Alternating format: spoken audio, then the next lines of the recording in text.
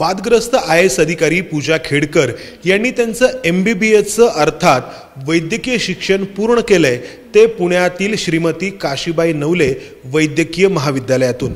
या महाविद्यालयाचे संचालक डॉक्टर अरविंद भोरे सर आपल्यासोबत आहेत आणि भोरे सरांकडून आपल्या सगळ्यांच्या मनामध्ये जे प्रश्न आहेत, ज्या शंका आहेत, त्या प्रश्नांची उत्तर आपल्याला घ्यायची आहेत। सर नमस्कार, स्वागत तुमचं।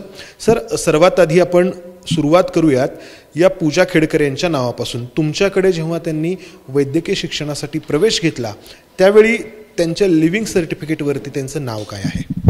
पूजा दिलीपराव खेडकर। अच्छा, कारण हे आपण यासाठी विचारतोय की आत्ता या पूजा खेडकर यांचं नाव जे आहे अधिकृतरित्या पूजा मनोरमा दिलीप खेडकर असं आहे, मात्र तुमच्याकडे जे आहे ते पूजा दिलीपराव खेडकर असं। 2007 साली हा प्रवेश त्यांनी घेतला होता या ठिकाणी, बरोबर 2007। तर त्यानंतर पुढचा प्रश्न असा आहे की हा प्रवेश त्यांनी कोणत्या कोट्याच्या अंतर्गत घेतलेला होता? त्यांनी NT3 म्हणजे वंजारी कम्युनिटीमधून घेतला होता। अच्छा, त्याचं कास्ट सर्टिफिकेट, कास्ट व्हॅलिडिटी आणि नॉन क्रिमिनल सर्टिफिकेट दाखल केले होते। अच्छा, बरं, मग त्याच्यासाठी जे काही नॉन क्रिमिलियर सर्टिफिकेट आहे ते त्यांनी दाखल केलेलं होतं। काय म्हणजे उत्पन्न किती दाखवले त्यांनी त्यामध्ये? उत्पन्नाचा याच्यात उल्लेख नसतो। बरं, उत्पन्नाचा दाखला त्यांनी तिकडे अधिकाऱ्यांकडे दाखल केला असतो, त्यांच्याकडनं फक्त सर्टिफिकेट मिळतं हे नॉन क्रिमी लेअरमध्ये आहेत का क्रिमी लेअरमध्ये, हे क्रिमी लेअरमध्ये नाहीत असा त्याचा उल्लेख आहे। त्याचवेळी या पूजा खेडकर यांचे वडील दिलीप खेडकर हे महाराष्ट्र शासनामध्ये क्लास 1च्या पोस्टवरती होते। त्यांचा पगार किती होता हे सर्वांना ज्ञात आहे। मालमत्ता ज्या आहेत त्या मालमत्तांचा जो विषय आहे तो जरी आपण एका मिनिटासाठी बाजूला ठेवला तरी ते स्वतः क्लास 1 अधिकारी त्यावेळी देखील होते, मात्र तरी देखील creamy layer certificate, non creamy layer certificate त्यांना मिळालं आणि त्या अंतर्गत प्रवेश देखील मिळाला। म्हणजे त्यांच्या इथल्या शिक्षणाचा सगळा खर्च हा सरकारी पैशातून झालेला आहे। त्या ॲडमिशनच्या वेळी त्यांचे वडील काय करतात त्याचं काय आम्हाला ज्ञान नव्हतं, पण तो सगळा त्यांच्या शिक्षणाचा खर्च सगळा शासनाने भरलेला आहे, फी शासनाने भरलेली आहे। अच्छा सर, आता त्यानंतर पुढचा प्रश्न जो आहे तो की हा प्रवेश घेताना त्यांनी कोणत्या फिजिकल डिसेबिलिटीचं सर्टिफिकेट जोडलं होतं का, कोणती विकलांगता त्यांना आहे असं त्यांनी सांगितलं होतं का? त्यावेळेस त्यांनी मेडिकल फिटनेस सर्टिफिकेट दिलं होतं, त्याच्यामध्ये विकलांग असल्याचा कुठला उल्लेख नाही। अच्छा, जरा आपण दाखवू शकतो तो मेडिकल सर्टिफिकेट? ते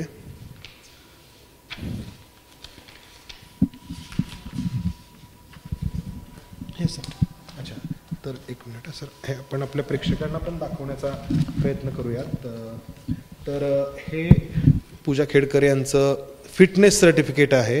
तर याच्यामध्ये क्लिअर लिहिलं आहे absence of any anticipating and or progressive systematic diseases, disorder or condition, absence of any disability of upper limbs, absence of any major visual auditory disability, हे महत्त्वाचं आहे। Absence of any major visual म्हणजे दृश्यमानतेला, डोळ्यांना कोणता या ठिकाणी आजार नाही असंच म्हणावं लागेल, बरोबर आहे। आणि त्यानंतर ॲब्सेन्स ऑफ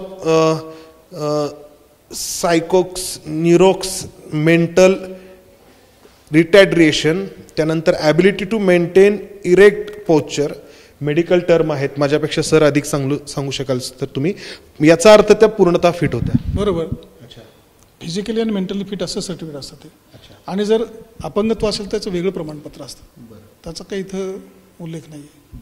सर मग इथे त्यांनी वैद्यकीय शिक्षणासाठी प्रवेश घेतला, किती ठरलेल्या कालावधीमध्ये त्यांनी तो पूर्ण केलाय? अगदी ठरलेल्या कालावधीमध्ये 5.5 वर्षामध्ये पूर्ण कोर्स करा, 4.5 वर्ष MBBSचे आणि 1 वर्ष इंटर्नशिपचे। आपण सर त्यांचं जे लिव्हिंग सर्टिफिकेट आहे ते एकदा दाखवूयात प्रेक्षकांना, कारण हे यासाठी महत्त्वाचं आहे की पूजा खेडकर यांनी OBC विद्यार्थिनी म्हणून त्यांना जेवढे UPSCचे अटेम्प्ट देणं शक्य होतं किंवा जेवढ्या वेळा त्यांना UPSCची परीक्षा देणं शक्य होतं तेवढ्या वेळा परीक्षा दिल्या आणि त्या सगळ्या संधी संपल्यानंतर त्यांनी स्वतःचं नाव बदललं आहे का, हा प्रश्न उपस्थित होतोय। आणि या प्रश्नाचं उत्तर एका अर्थाने इथं मिळतंय, कारण सुरुवातीला त्यांचं जे हे नाव आहे एक आपण दाखवूयात प्रेक्षकांना। तर ही जन्मतारीख आहे या ठिकाणी 16/1/1990 आणि या ठिकाणी त्या ठिकाणी त्यांचं जे लिव्हिंग सर्टिफिकेट आहे त्याच्यावरती नाव दिसतंय खेडकर पूजा दिलीपराव